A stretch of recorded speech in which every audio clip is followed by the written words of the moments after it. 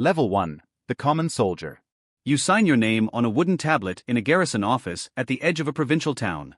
The recruiting officer stamps the document and slides it back across the table without looking at you. You are 16 years old. You grew up watching the tagmata parade through the streets of your village during festivals, their lamellar armor catching the afternoon light, their horses broad and well fed.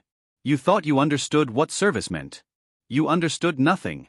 They take you to a training camp 2 days' march from your home. The instructors do not introduce themselves. They demonstrate a formation, then they expect you to hold it. When you fail, they do not yell. They simply make you hold the position until your legs stop working. Pain is not punished here. Weakness is corrected, again and again, until it is gone or you are gone. You train for 6 months. You learn to hold a spear in a close formation, your shield touching the shield of the man on your left.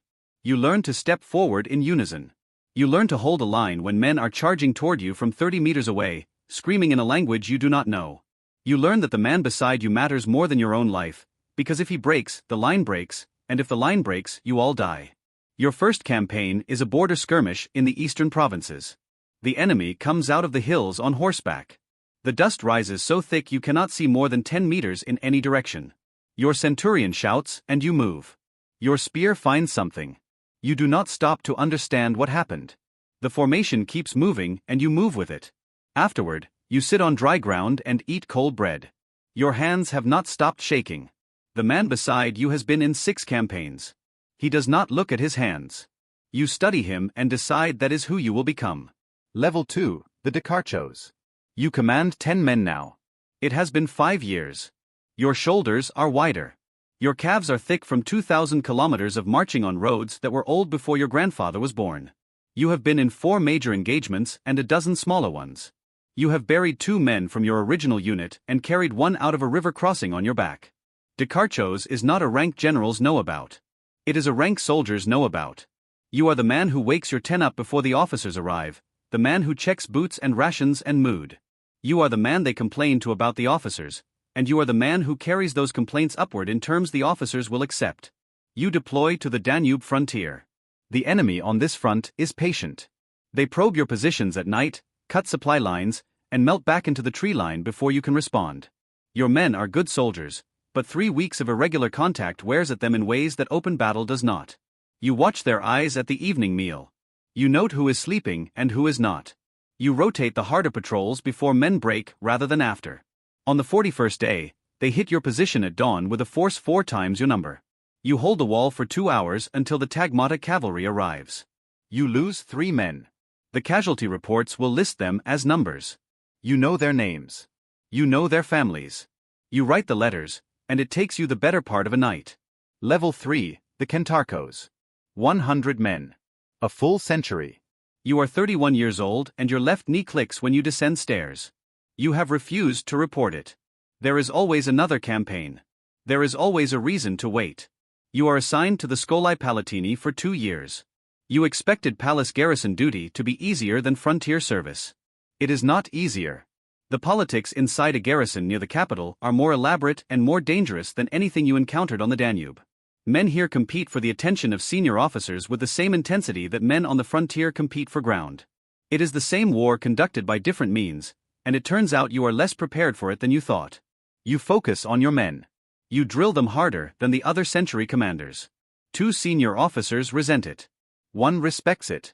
That one matters. You are given command of a defensive position during a night raid on a provincial governor's compound. You make 3 decisions in 4 minutes whose consequences you will not fully understand for weeks. You hold the compound. 3 men on your side are wounded. The governor survives. You are recommended for promotion. You accept the recommendation and say nothing about your knee. Level 4. The droungarios. You command a droungos now, several hundred men. You are 37.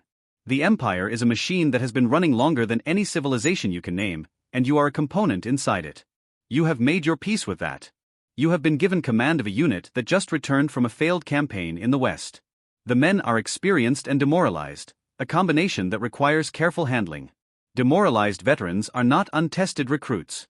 They know exactly what went wrong and they have opinions about who is to blame. Some of those opinions are correct.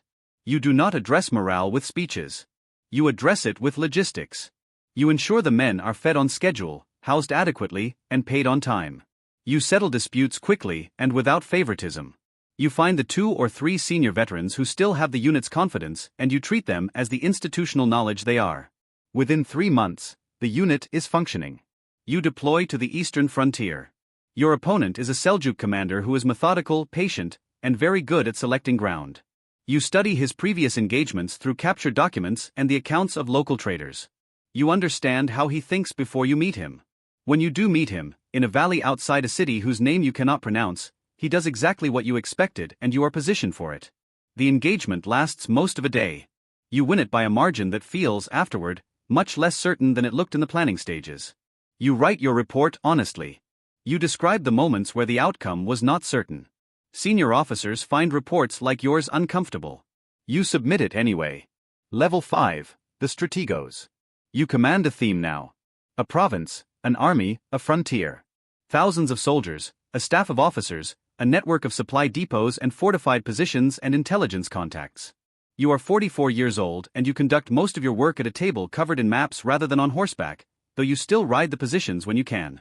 Command at this level is not the weight of personal danger. It is the weight of consequence.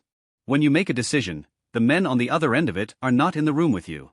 They receive the order through a chain of intermediaries and execute it in conditions you are reading about in reports that are 3 days old by the time they reach you. You have learned to account for that delay. You have learned that the map and the ground are never identical, and the difference between them is always where things go wrong. You lose a fortified town on the eastern edge of your territory. Not because of a failure in the direct engagement, but because an intelligence report was incomplete and you committed your reserve formation to the wrong axis. The town falls in 2 days. You retake it in 3 weeks. The cost of retaking it is 3 times what holding it would have cost. You do not blame the intelligence officer. He gave you what he had. You blame the process, redesign it, and write a document about the redesign that eventually reaches officers in other themes. Some of them implement it. 3 years later, a city on a different frontier holds because of a procedure that started with your failure. You will never learn about that. That is how institutional knowledge moves, through the gaps left by specific mistakes, not through the successes anyone chose to record. Level 6, the megas domesticos. Commander of all imperial armies in the field. You brief the emperor directly now. The room is marble and candlelight and the kind of silence that comes from centuries of accumulated ceremony. You stand at the table with your maps and your figures and your recommendations, and you speak with the precision of a man who has spent 30 years learning that imprecise language costs lives. The emperor is attentive. His advisors are less so. Several of them have agendas that have nothing to do with the operational picture you are describing, and you can see the shape of those agendas in the questions they ask. You have learned to answer the question beneath the question. You have learned that agreeing with the wrong advisor at the wrong moment can redirect resources in ways that take a year to correct. You command a major campaign in the north. The strategic objective is to push a contested border back to a defensible river line and hold it long enough to fortify properly. This requires coordination between multiple theme armies, the tagmata, and a fleet operating in coastal support. The number of things that can fail between the plan and the execution is very large. 3 of those things fail. You adapt. The campaign achieves its primary objective and misses 2 secondary ones. The river line is held. The fortification is constructed. You return to Constantinople and file your report. At a formal reception, an advisor who opposed the campaign takes credit for the strategic conception. You say nothing. You have enough rank now to understand that credit is not the point. The river line is the point. It will stand for 60 years after both of you are dead. Level 7, the Caesar. Below emperor in title. Above everyone else in proximity. You were elevated by decree, not by blood, which means your position is entirely a product of demonstrated usefulness. You have no margin for the kind of failure that men further from the throne can absorb. One significant failure at this level, and the distance between the throne room and exile is measured in days. You manage the machinery of empire, not the military campaign, not the single engagement, but the systemic function of taxation, administration, diplomacy, and supply that makes everything else possible. The empire is not held together by armies alone. It is held together by the roads that supply the armies, the tax collectors who fund the roads, the administrators who manage the collectors, and the legal framework that gives all of it legitimacy. You negotiate a treaty with a neighboring state that has been raiding the frontier for 11 years. The negotiation takes 8 months. The treaty holds for 23 years. During those 23 years, for major campaigns are fought in other directions that could not have been sustained without the stabilized eastern trade routes the treaty secured. You will never receive specific credit for any of those campaigns. You understood this before you signed the document. You attend too many funerals now. Senior officers you served under decades ago. Former rivals whose deaths feel neither like victory nor like loss.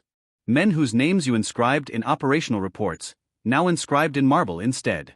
You write a manual of administrative procedure in your spare hours. It will be copied and distributed throughout the empire's administrative apparatus. Bureaucrats 2 centuries from now will follow your frameworks without knowing your name. You find this more satisfying than any ceremony has been. Level 8, the Emperor. The ceremony lasts 4 hours. At the end of it, you are a different category of human being in the eyes of everyone who sees you, and you are the same person you were that morning. You are 53 years old. Your back requires attention each morning before you can move without visible discomfort. You make sure no one sees this.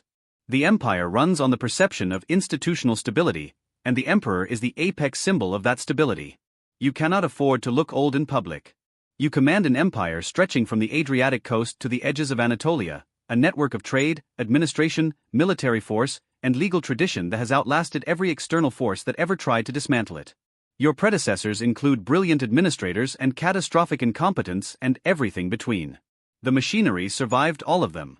You intend to leave it in better condition than you found it.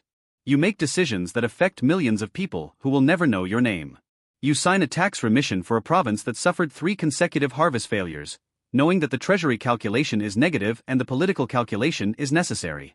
You authorize a military campaign that you believe is strategically sound, knowing that the men executing it will suffer losses that no briefing document makes fully real.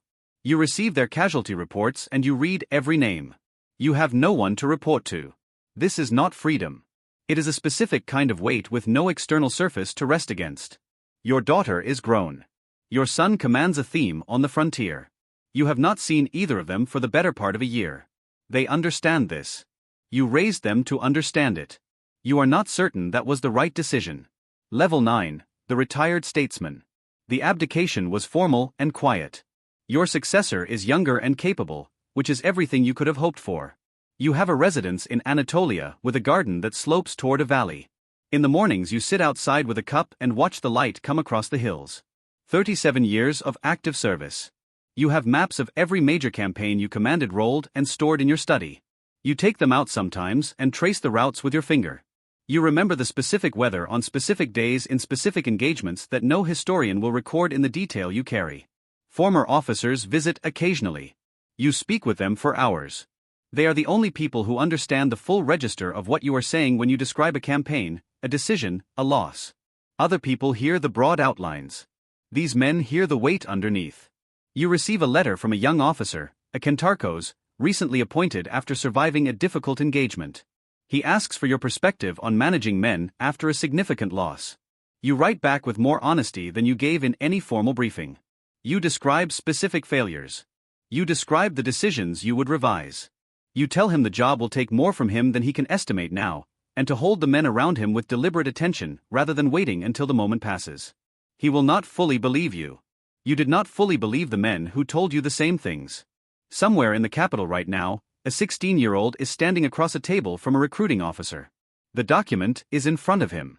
He is thinking about the soldiers he watched march through his village when he was a child, the armor catching the afternoon light. He does not know what he is agreeing to. He will spend 3 decades in places most citizens will never see, beside men whose names he will carry for the rest of his life, and the shape of those years is already decided, he just has not started living them yet. He will sign the tablet.